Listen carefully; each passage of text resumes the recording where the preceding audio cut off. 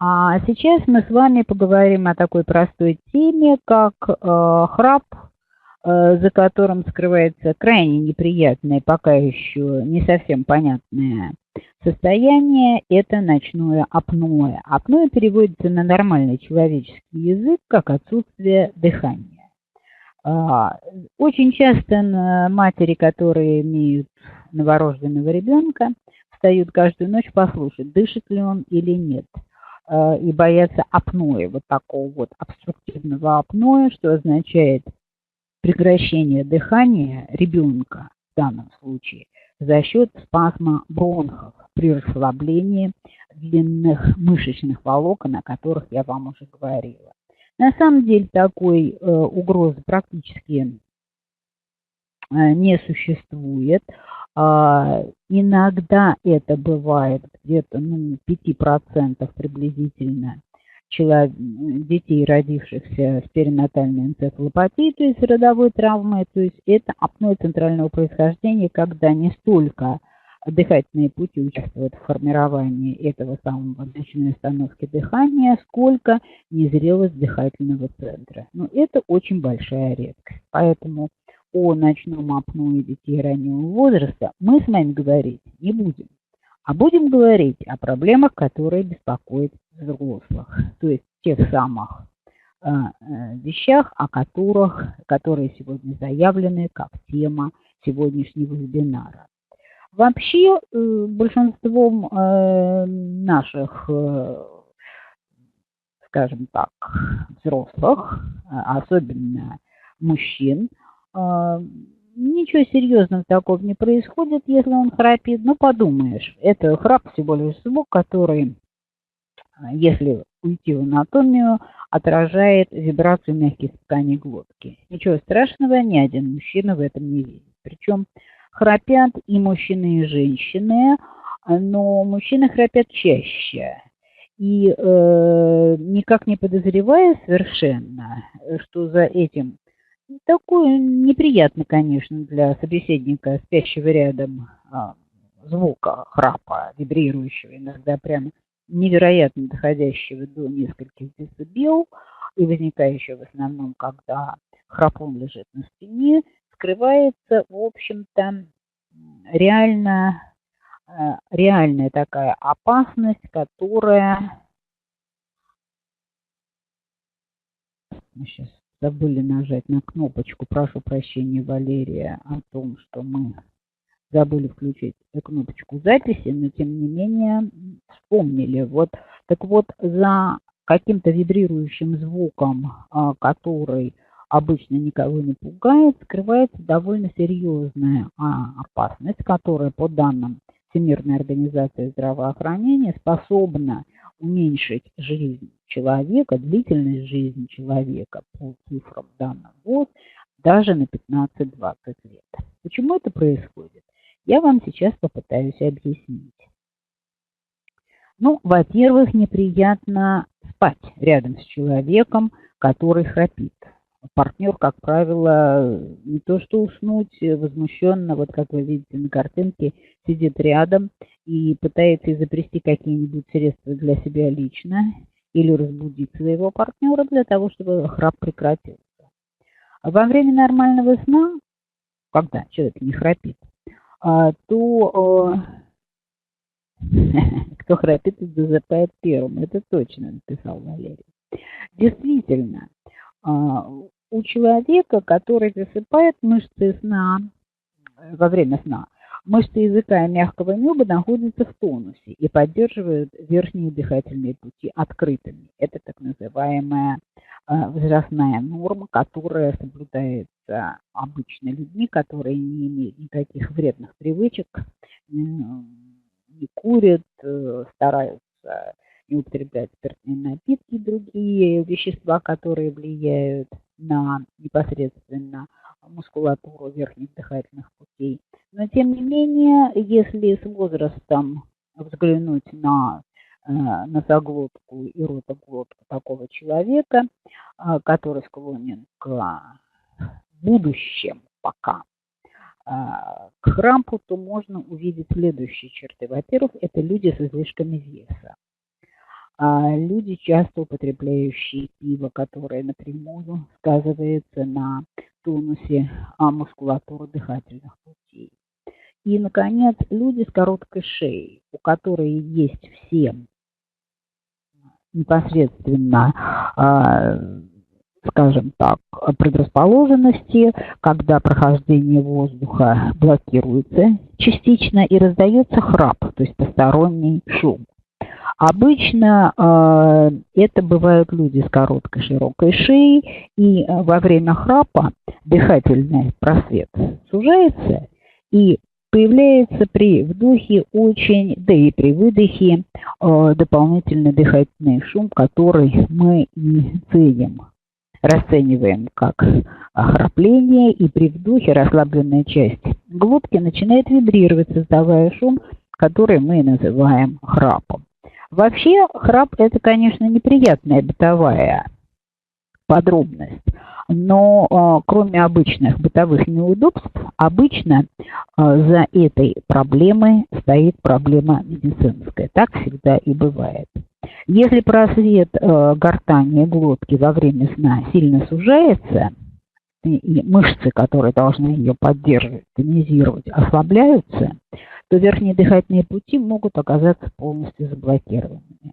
И в этот период как раз возникает тот самый эпизод остановки дыхания во сне или обструктивной апноэ сна, как говорят врачи, который с определенной симптоматикой, вот это вот сочетание храпа с ночным апноэ считается, в общем-то, даже синдромом, то есть обязательным набором симптомов, которые либо уже беспокоят храпящего мужчину, либо, если прислушаться, они постепенно, с годами, когда еще больше тонус мышц падает, становятся эти эпизоды все чаще и тяжелее. И остановка дыхания во сне становится синдромом настоящего обструктивного апноэ или сонного.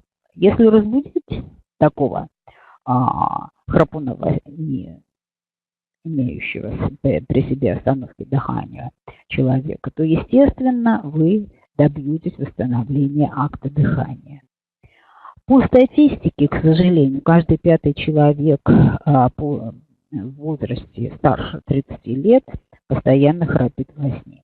Предрасполагает к этому, естественно, не только возраст, но и положение человека в постели, то есть человек, лежащий на спине, храпит чаще, чем на боку, а к 65 годам храп отмечается больше, чем у половины населения. Около 10% супружеских пар указывают на храп как на основную причину проблем в семейной жизни, ведущие в конечном итоге к разводу. Представляете себе развод по причине храпа, если бы они могли сказать об этом, например, то, что у нас называется в ЗАГСе. Это вызывает улыбку, но на самом деле за этим может стоять довольно глубокая личная трагедия. Громкость храпа может достигать до 80 дБ, то есть шум, который производит храпун, в 1,5 раза практически лишь в 1,5 раза меньше, чем громкость реактивного самолета. И спать рядом с таким человеком практически невозможно. У женщин, чьи супруги храпят, постепенно нарастает вот такое неприятное ощущение, кроме невроза, который существует сразу же почти, то и прогрессирует снижение слуха от такой вот силы 80 дБ. Представляете себе, это как если бы около вас каждый раз работали колонки мощного музыкального воспроизводящего центра. Каждый 10-й человек, который страдает храпом, страдает и синдромом обструктивного апноэ во время сна, то есть имеет способность задохнуться. И каждый 3-й, и до 30% всех смертей внезапных, беспричинных, как кажется врачам, связаны именно с этим синдромом апноэ во время сна, то есть остановки дыхания. Риск попасть в автокатастрофу у таких людей в 4-6 раз выше, чем у автолюбителей, не страдающих такой патологией, потому что, как правило, доказано, что человек не только сидящий рядом или спящий рядом с храпуном или делающий такие попытки. И сам человек, который страдает храпом, не высыпается за ночь. Вы узнаете, почему буквально через несколько секунд. Но вопрос нас сразу же, естественно, тут же напрашивается, и тут же появляется ответ. Раз тонус дыхательных мышц резко ослаблен, то центральная нервная система получает и весь организм крайне мало кислорода, поэтому человек встает разбитым, не выспавшимся, в плохом настроении, может заснуть элементарно за рулем.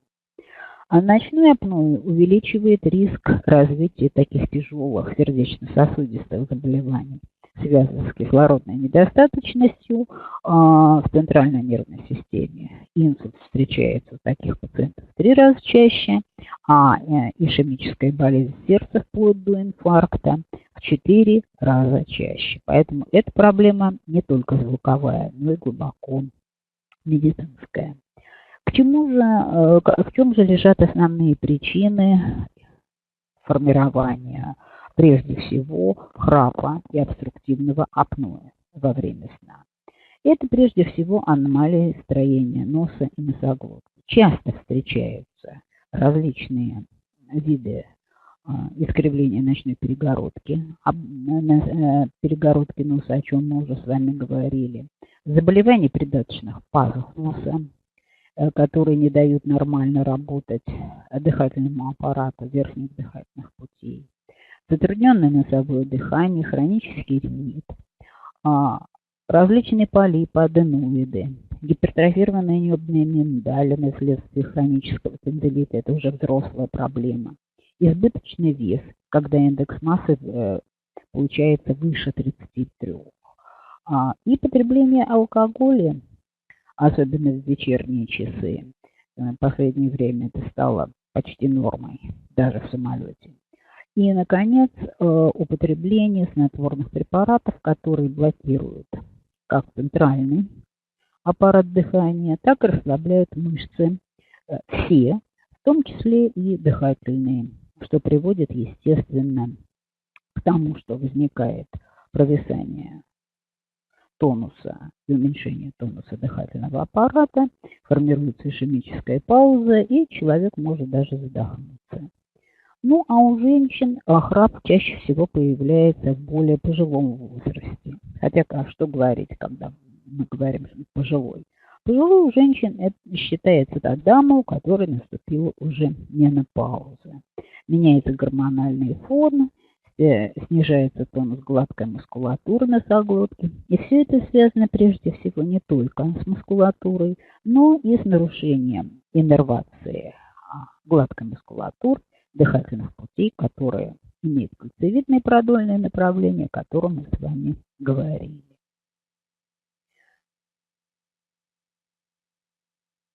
Не всегда, конечно, храп ведет к остановке ночного дыхания. Но сам по себе феномен храпа не опасен, но он, к сожалению, является лишь симптомом, сигналом, пусковым механизмом таких тяжелых заболеваний, которые часто формируются у людей, храпящих во сне. Храп может вызывать различные патологические феномены, постоянные очаги и сухость слизистых оболочек, инфицирование носоглотки, обострение очагов различных, непосредственно как в носоглотке, так и в бронхах. Лечить храп необходимо тогда, когда он становится очевидным и повторяется из ночи в ночь. То есть это не просто симптом, который неприятно по какому-то состоянию нервной системы у человека возник и исчез, и только меняет вашему партнеру. Но и появляются симптомы, которые являются логическим продолжением храпа и являются причиной непосредственно формирования у человека феномена ночного апноэ, то есть исчезновения способности равномерно, четко контролировать дыхание со стороны центральной нервной системы. Какие же это симптомы, которые должны насторожить нашего пациента или любого другого человека, который храпит, и заставить обратиться непосредственно к врачу или к нашей биорезонансной программе, которая, как вы увидите, вообще-то приносит больше пользы, нежели обычно-медикаментозные средства или те средства, которые может предложить современная медицина. Итак, какие же симптомы проявления храпа, которые настораживают человека в отношении появления остановки дыхания во сне? Возможности еще пока, но не появления. Хотя уже некоторые эпизоды такого прерывистого дыхания во сне должны насторожить. Это прежде всего дневная сонливость, когда организм, прежде всего центральная нервная система, очень плохо отдыхают ночью и дают своему хозяину состояние разбитости, сонливости, плохого настроения. Люди с ожирением, естественно, составляют большую группу риска, которые из простого храпа, который достаточно их ближним, простого в кавычках, конечно, постепенно превращается в синдром ночного апноэ или остановки дыхания. Постепенно снижается память, внимание, поскольку очень мало кислорода поступает ко всем клеткам, не только центральной нервной системе, но и организма вообще. Головная боль в тот момент, когда человек только пробуждается и сохраняется несколько часов подряд. Вот это тоже очень важный синдром. И, наконец, усталость и утомляемость по утрам, то, что мы считаем синдромом хронической усталости дневной, все это несчастному храпуну достаются в утренние часы. И такое впечатление, что вы не ложились спать и совершенно не отдохнули.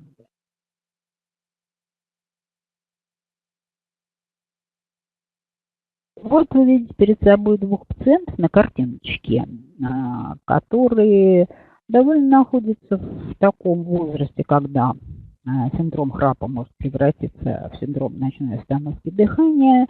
Им предложили какой способ решить.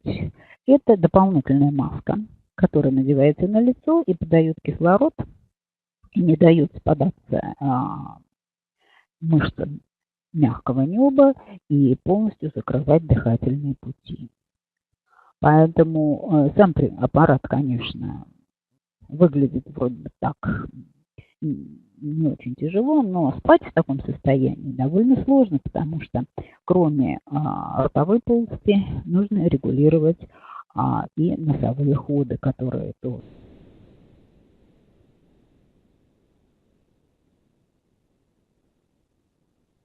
участвуют в формировании вот этого неприятного синдрома практически остановки дыхания.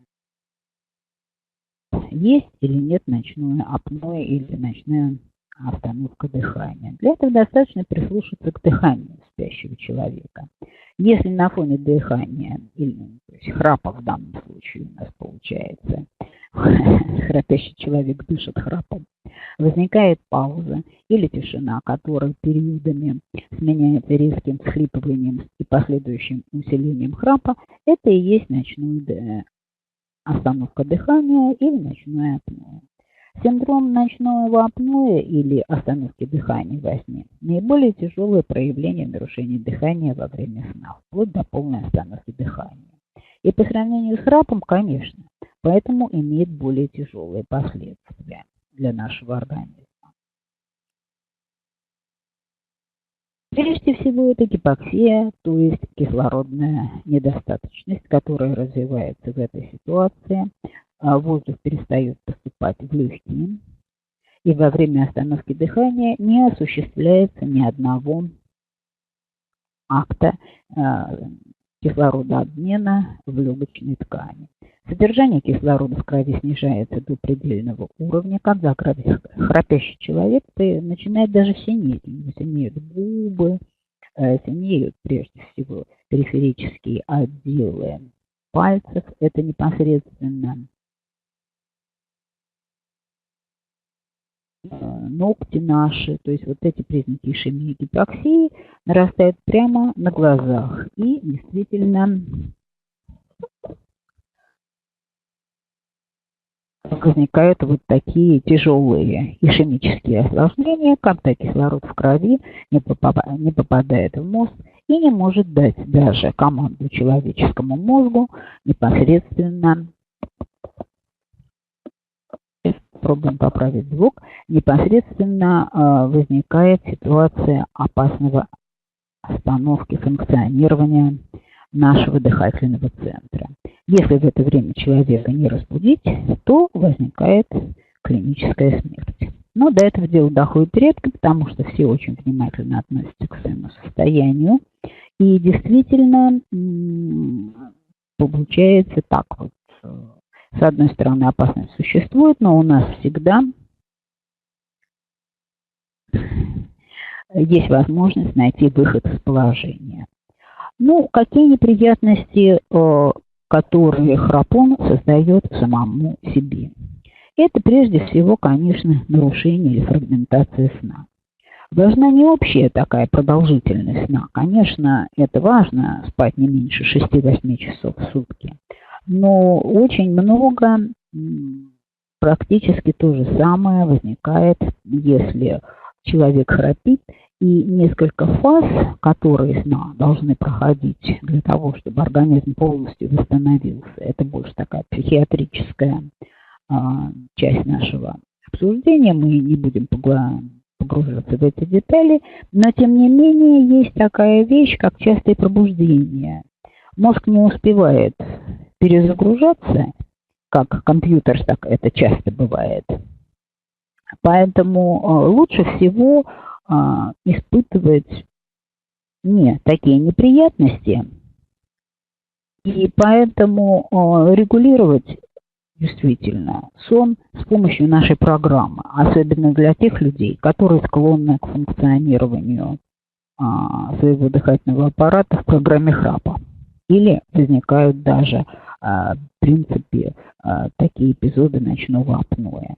Каждый знает, что у него есть какие-то неполадки в носоглотке. И вот такие люди, даже если они редко храпят, но тем не менее имеют расшатанную вегетативную нервную систему, плохо засыпают, используют снотворные средства, должны непосредственно пользоваться нашей программой, которая необходима не только нервной системе, но и гормональной, потому что при нормальном функционировании ночного сна в организме за ночь выравнивается и приводится к норме не только уровень артериального давления, содержание кислорода в крови, вырабатывается динамика гормональной активности, которая контролирует периоды активного пробуждения и погружения в сон.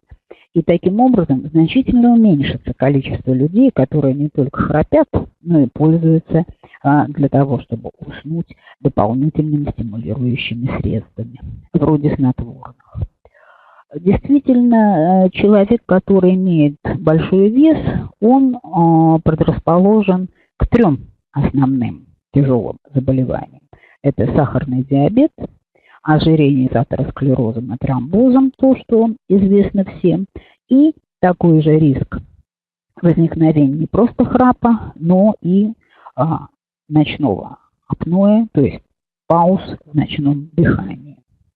Все его органы и ткани получают мало кислорода, и вот такие частые пробуждения во время сна, которые непосредственно характерные, не так ощущаются человеком, как это обычно бывает непосредственно, когда человека разбудить, потрясти за плечо. Но тем не менее, храп, он действительно ставит непосредственно сосудистый центр в голове и вообще всю вегетативную нервную систему, контролирующую функцию центральной нервной системы, симпатическую нервную систему. Действительно, в эти периоды возникают такие неприятные ощущения. Люди, которые храпят, просыпаются внезапно в это время. Сами даже могут почувствовать. Появляются боли в сердце. Неожиданное такое учащение сердечной деятельности. Ну, померить артериальное давление в этот период, конечно, невозможно, но люди, которые участвовали в коллективных исследованиях по поводу храпа, отмечают и этот период. Поэтому различные виды гипертонических изменений, аритмии со стороны сердца, все это создает у храпунов именно не просто угрозу возникновения остановки на доли секунд дыхания и вновь возобновляется эта деятельность.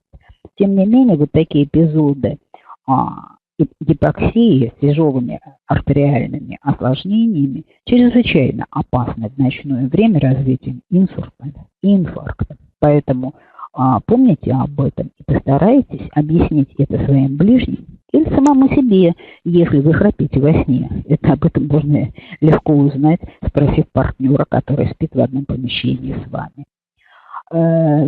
Продолжение существующих неприятностей, которые создает храп для человека, это повышение действительно артериального давления. Перекрытие дыхательных путей на уровне гортани и глотки создает эффект мехов. Меха – это такие, естественно,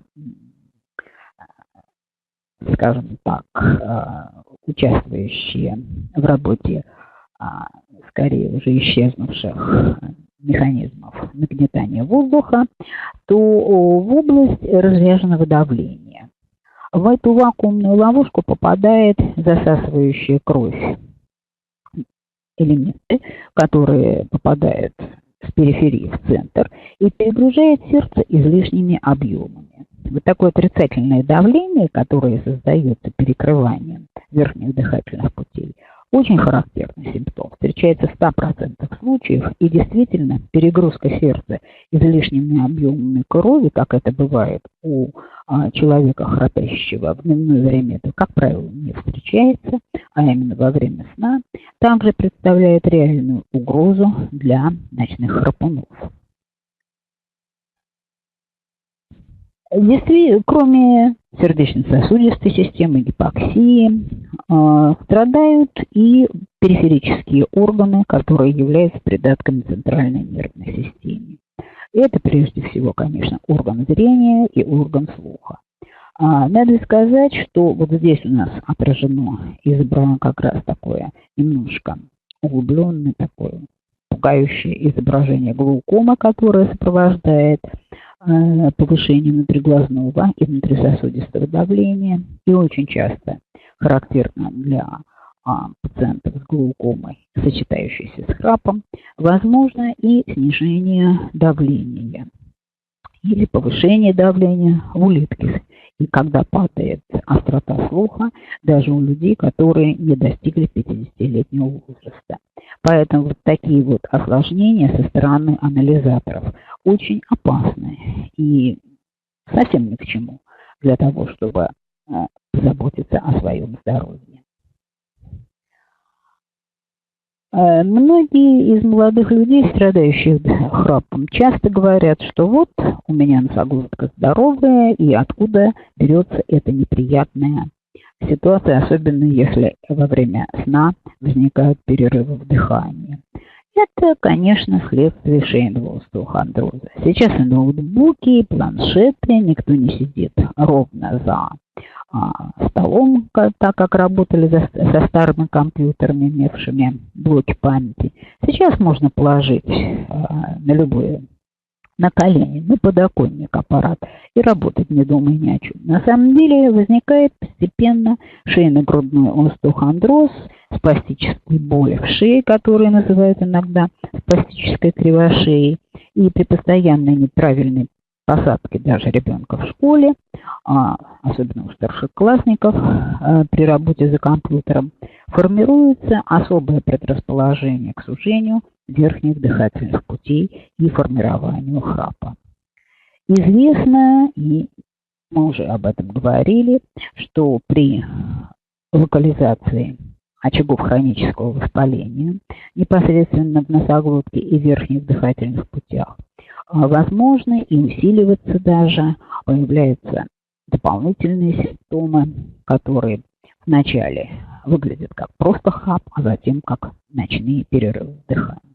И исследователи выявили, что ответственными паразитами за формирование храпа это прежде всего вирус Эпштейн-Бар, вирус папилломатоза и аденовирусы. Все три вируса относятся к группе медленных вирусов, то есть вирусов, постоянно склонных к персистированию в организме.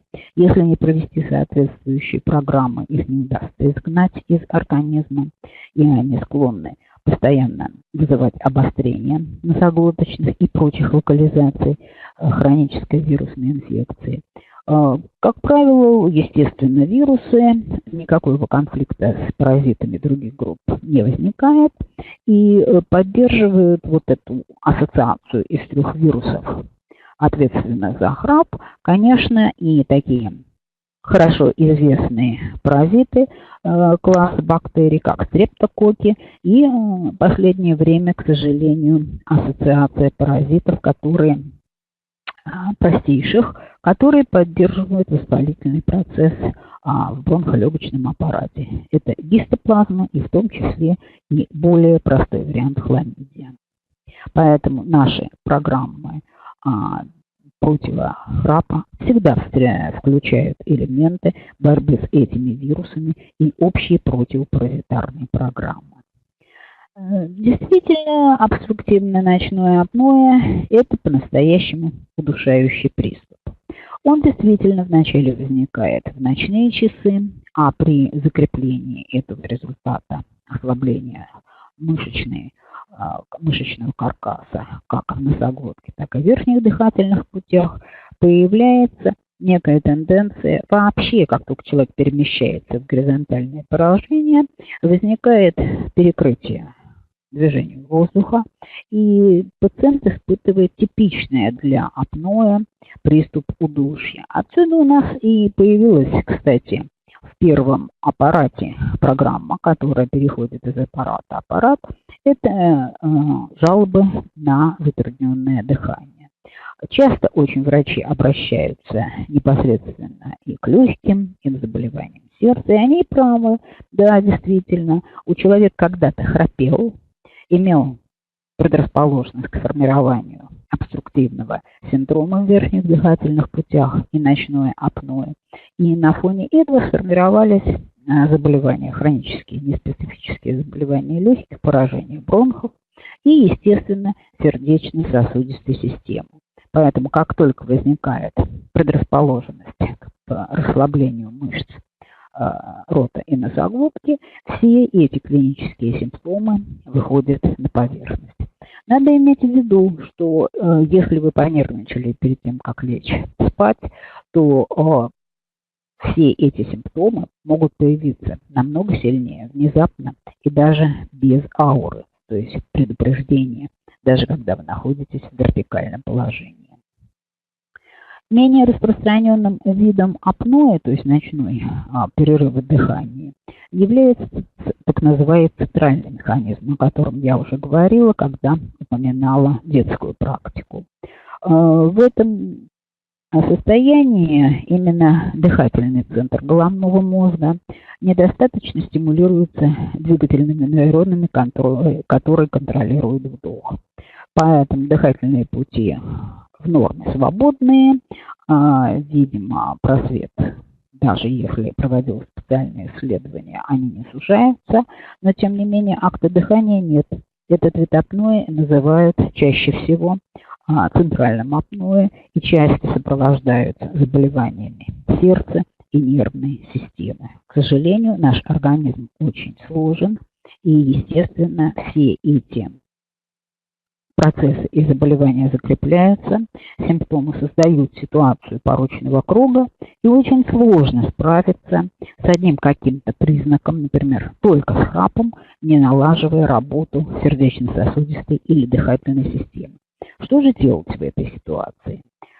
Естественно, разорвать этот порочный круг можно только при условии того, что вы имеете такое желание, стремление, набрались терпения, потому что за один день исправить ситуацию не удается. И действительно человек готов к борьбе за свою собственную жизнь, потому что по-другому вопрос ставить очень трудно. Днем спит, утомляется, плохо работает, вечером пытается как-то наладить свой сон с помощью снотворных, а это очень опасная вещь, потому что именно снотворные угнетают дыхательный центр. Для того, чтобы ввести человеческий организм в состояние сна. Он расслабляет и мускулатуры, что тоже также усиливает и храп, и ночное апноэ. Поэтому самим бороться с данной ситуацией лучше не пытаться этого делать. Поэтому, естественно, запомнить нужно что? Лучше перед сном прогуляться. Никак не назначать самим себе снотворные и пользоваться ими без всякого контроля. Далее помнить о том, что у вас в этой ситуации снотворные вызывают даже в молодом возрасте угнетение дыхательного центра. Такими же свойствами обладают и назначаемые очень часто сейчас препараты, которые можно купить в аптеке, даже и без всякого рецепта. Это антидепрессанты, которые также угнетают дыхательный центр, затрудняя процесс вдоха и выдоха. Естественными противниками нашей сегодняшней программы по борьбе с храпом и ночным апноэ является употребление и спиртных напитков, которые усиливают, естественно, режим храпа и ночного апноэ. Человек может даже не проснуться, потому что не слышит, и соседи по комнате также могут не слышать эти симптомы и неритмичного дыхания, которые потом можно было бы возродить, если вовремя разбудить соседа. Но, к сожалению, этого не происходит. Те же самые симптомы усиливаются, то есть ночное апноэ при применении обезболивающих средств. Здесь нужно очень часто обращаться к нашей программе, если человек вынужден по каким-либо причинам пользоваться снотворными или обезболивающими средствами. Тогда никаких рисков, связанных с борьбой по возникновению храпа и апноэ, не возникает.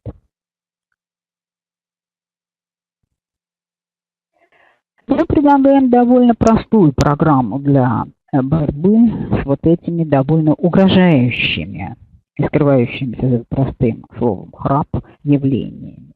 Вы видите перед собой первую программу, которая выполнена для базы аппаратов Дельта.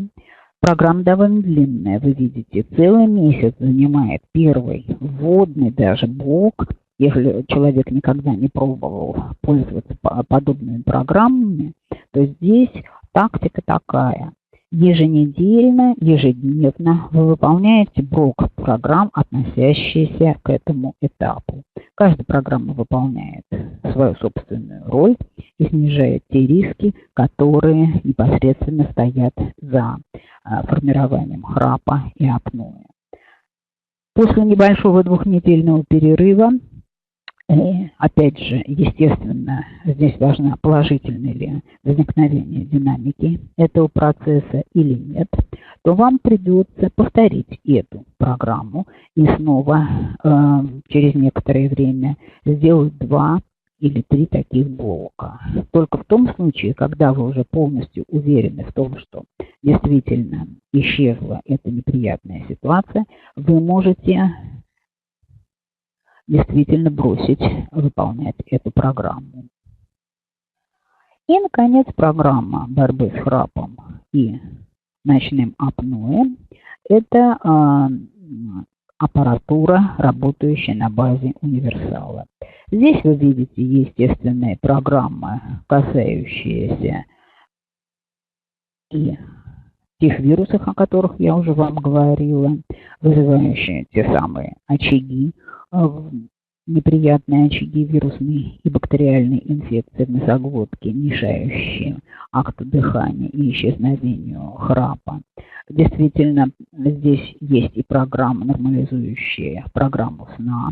Здесь они виднее, нежели в предыдущей программе. И непосредственно все центры, которые ответственны за формирование сна и поддержание мускулатуры носоглотки в тонизирующем, а не в расслабленном состоянии. Программа также встречается, построена из нескольких этапов, и действительно общий курс здесь рассчитан даже по дням, потому что каждые 1,5 месяца с повторением цикла в течение нескольких, сделайте небольшой перерыв, ну, например, неделю, 1,5 недели, и вновь повторите этот блок. Так же, как и в первом случае, мы рекомендуем людям с полным, так сказать, настроем к храпу выполнить этот блок несколько раз, 2-3 раза. Тогда действительно при дисциплинированном выполнении этой программы вы можете достигнуть искомого результата. А результат у нас с вами один, и в конце здесь он, как всегда, выложен в виде пожелания новогоднего. Примите наши новогодние и рождественские поздравления, желание видеть вас вновь в новом году здоровыми, не болеющими. И в рамках этой программы наша компания желает вам здорового сна.